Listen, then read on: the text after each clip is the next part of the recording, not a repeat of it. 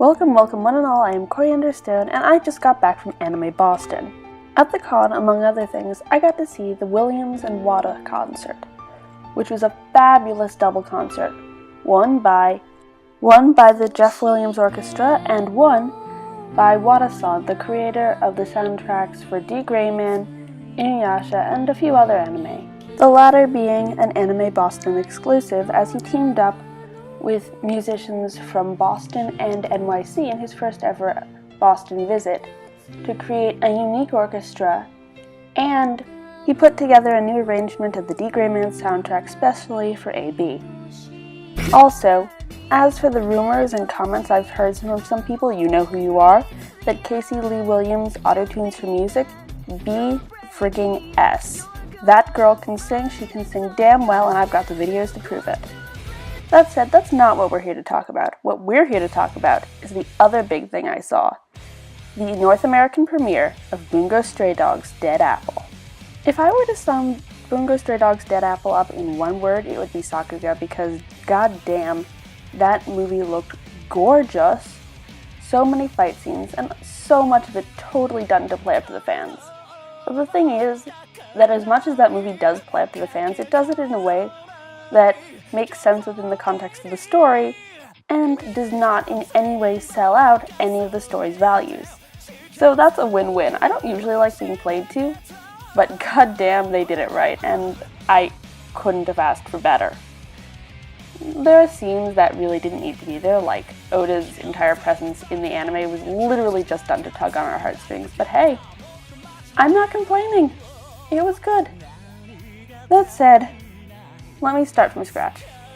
Bungo Stray Dogs' Dead Apple is the anime movie that's a sort of spin-off of the Bungo Stray Dogs series.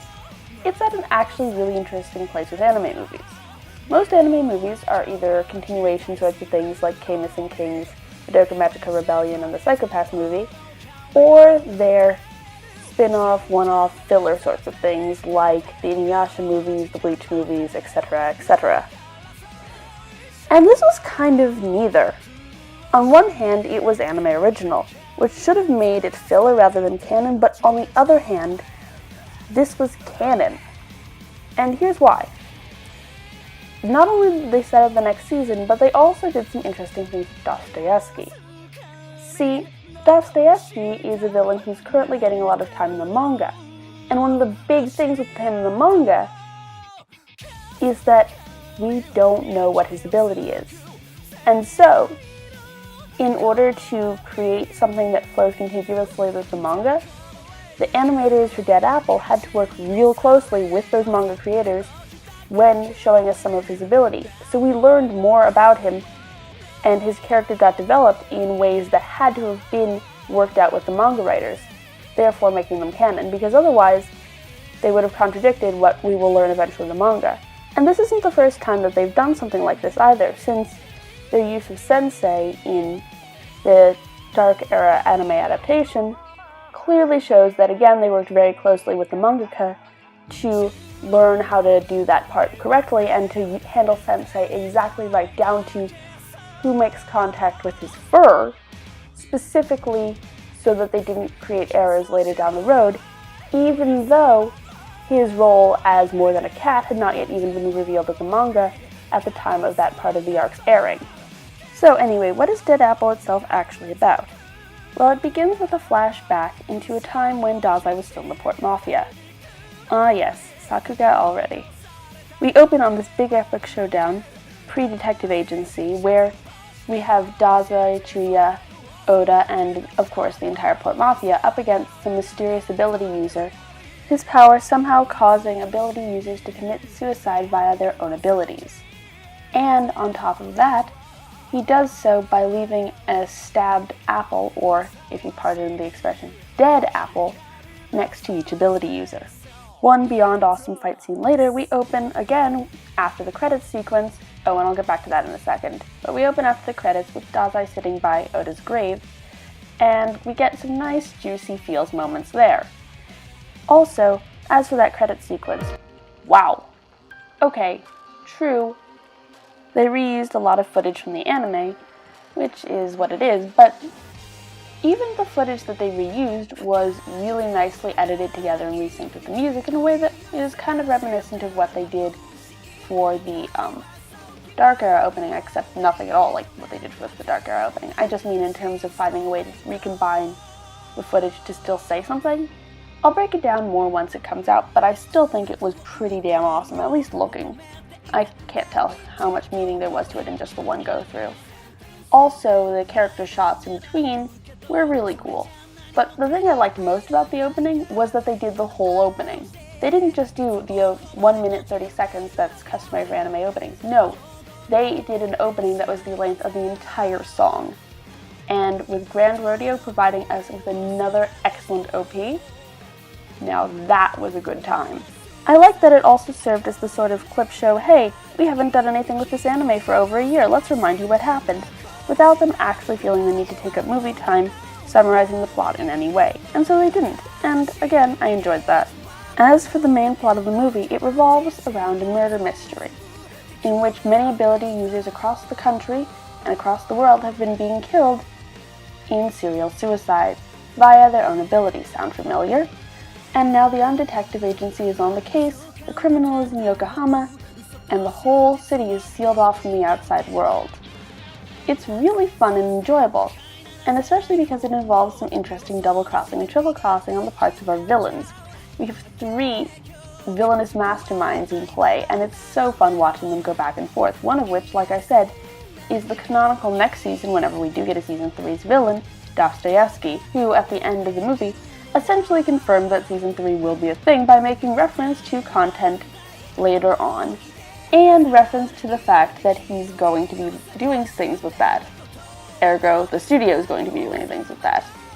Please and thank you, I can't wait. I mean, I know I have to wait for this current manga arc to finish before they can animate it, but like, come on, hurry. That said, the other thing of note, villain-wise, that was really interesting was the introduction, or rather the anime premiere, of Clock Tower leader Agatha Christie. We know that she exists already since she appeared once in the manga in a side moment with Fitzgerald and Dostoevsky that they actually cut from the anime. And, of course, the Clock Tower has been referenced multiple times in the past to the collective cheering of the Fate fandom. But beyond that, we don't know anything about her until now, and this is going back to a lot of what I said about canonical characterization. They characterized her far more than the manga has in just her few moments on screen, and that characterization would not be possible without direct work with the writer of the manga. And there was, again, no reason for them to do this except to introduce her as a plot thread for later in the anime. And it was interesting. Beyond that, we get a lot of fun time with our favorite Double Black, and watching their shenanigans and fighting, and we also get some really strong characterization from some other characters too. Atsushi goes through a really interesting character arc, and I'm going to talk more about it in a second, as does Kyoka, whereas Akutagawa goes through the I don't need a character arc moment, which I actually kind of love. You see, there's a trope in anime that I'm sure you've come across in the past, where whatever the group of main characters, 3, 4, whatever, who are going through a fight scene, all finish their fights at about the same moment, going through the same character arc in tandem. And it looked like that was what they were setting up. But it wasn't. Although the fight scenes did parallel nicely, Akutagawa didn't go through an arc of any sort, he just won his fight because he could and didn't give a damn about the arc because that's his personality. Kyoka went through her arc pretty quickly, giving her some much needed fleshing out and developing, and Atsushi stubbornly stuck his feet in the mud and refused to go through his arc till much farther through the movie. It was interesting and more realistic, and I quite enjoyed it. Another subversion of tropes I liked was this moment when Akutagawa said that the only thing to do was to kill the criminal running loose in Yokohama. Kyoka, who of course is a former Port Mafia assassin, agreed, and Atsushi started giving the main character speech about how killing is wrong. I was rolling my eyes at that point because I figured this is the part where, oh, the good guy says don't kill, the morally great character says let's kill, and then at the end they determine that yes, killing is bad, there's other ways. Fuck that. No. The end of Atsushi's arc was basically the opposite, and I was highly amused. Also got some great comedic moments with Rampo, And we got some really fun scenes with Mori and Fukuzawa as well. I love the two of them and their banter, and to see them working in tandem, which we only get to see once in the manga, and so this was a nice touch. Bungo also got a lot of screen time. It's the first time we've really gotten to see him in his government role as opposed to being the spy within the Port Mafia, and getting to see him like this was really nice. I liked Bungo in the Port Mafia, and I like him now, and I like that he's getting some more fleshed out in development. Beyond that, Dostoevsky was incredibly interesting. Dazai is perfect, because when isn't Dazai perfect? And Chuya had what I'm convinced already is going to be the best fight scene of 2018. I won't tell you what happens in it, but seriously, I know Hiroaka and Attack on Titan are both supposed to be coming back this year, and I don't care. This is going to be the best fight scene of the year. Fight me. If you can't tell already, I freaking love this movie, and that love extends to both the soundtrack and animation. They were both superb, and I mean, it's Studio Bones, so I wasn't expecting anything less, considering this is a feature film with their name on it. But hey, I was not disappointed. Also, the nice mic drop with Reason Living, that was awesome. Also, shout out to Kunakita for one of the best comedy lines of the year. And overall, of course, the soundtrack and animation, as I said, were great. The plot was interesting and very characteristic of the Bungo Stray Dogs series, while also advancing the overarching narrative within that series. And of course, the characters received some much needed fleshing out and some development that was, while the movie may be anime original, it still adds critical information to the story and helps to flesh out the world and characters. And for that, it should come as no surprise when I give it a ranking of 6 out of a possible 5 stars, a rating I give out only to anime as flawless as Oda's ability. For alternate anime recommendations, my first recommendation goes to K, a series that uses its movie every bit as well as Bungo Stray Dogs uses its, and a series that has a lot in common in terms of supernatural elements and characters in a factional system running around a city and turning it upside down with shenanigans, wars, and strategy. Not to mention that both shows use a lot of mystery elements. My second recommendation goes to the show Hematora and its sequel Re-Hematora, for another series about a supernatural detective agency, and one with many similar plot threads to Dead Apple at that. And if you're more interested in the underground crime networks and whole mafia plot lines of Bungo Stray Dogs, then I suggest you check out Kanan. If you want to hear more about Kay, then go ahead and check out my reviews of it and its movie over on my channel.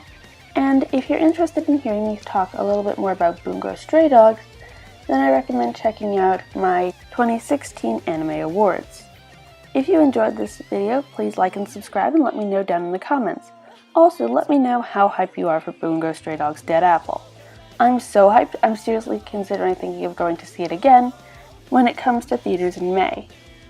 And I'm hoping a lot of you will do the same, because the more people go and see it in theaters, the more Japan will get the idea that it is financially a good idea to bring movies over to the West, in theaters and not make us wait 3 or 4 months. And that can't be anything but good for anime fans. With that, I leave you. This is Coriander Stone, and I thank you for watching.